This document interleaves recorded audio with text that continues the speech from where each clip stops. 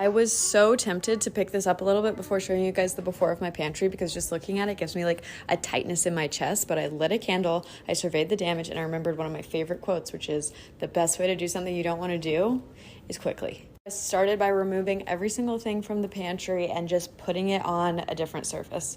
There were so many things in there that didn't belong there that actually had a place in different parts of the house, and I already was like seeing duplicates of several things like honey and peanut butter. The barrier to doing this for me has been when I search pantry organization, I see these like really nice pantries with beautifully decanted items, and I just don't have $200 to spend on really cutesy things with labels. I decided to do this with only things I already have. Send out all the items that were mostly packaging or stale chips or things that we haven't touched in a year. And then I Googled pantry zones just to help me group items and know what's going to live together. I start to put things back in the pantry. I opted to put my cans up higher because I constantly am buying the same thing and not knowing what cans we have because they were on the bottom. Another thing that really bought me some space was taking all paper products and things like for birthday parties and stuff and putting them in a cabinet in the kitchen. The pantry is strictly for food. I'm not a huge fan of that wallpaper behind the shelves, but that was a choice that the previous owners made, and I'm not trying to do like a DIY project right now. We are nearing the end. This was under 2 hours later, and I want to remind you of the before and the after. I am so happy. It's so much better than I even thought it was going to be, and I gave myself a big hug and a smooch.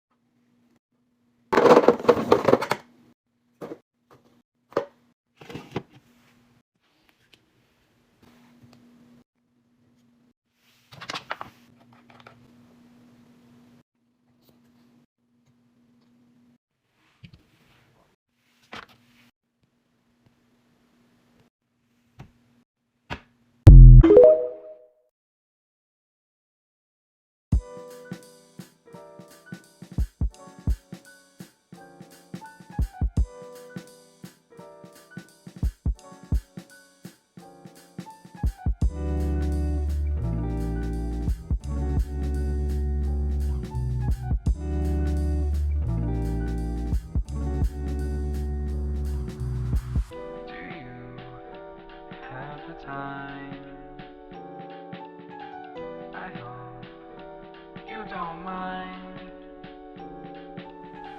Yeah, you look good that night to be friends.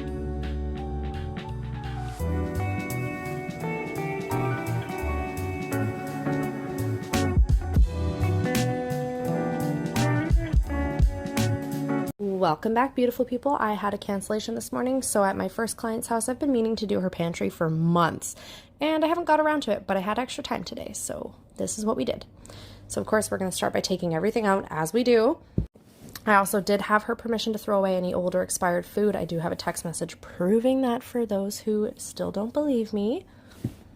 We're running out of counter space, so we had to use the other counter. And then all this stuff up here, I wasn't really sure what to do with, so I just kind of reorganized it to make it look a little more presentable, but I left it up there.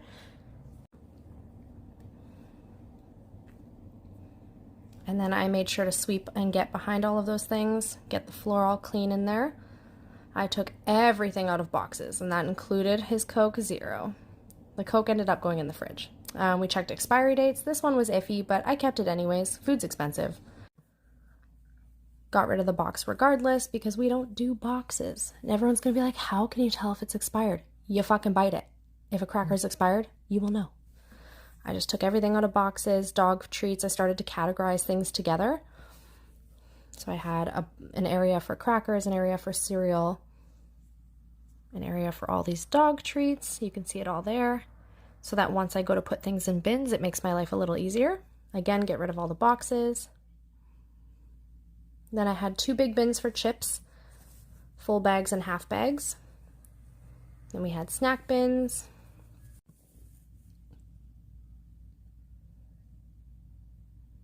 Crackers, pasta. So this is kind of what it looked like, the aftermath of it anyways. And this is where we were at. It's not perfect, but it's 1,000 times better.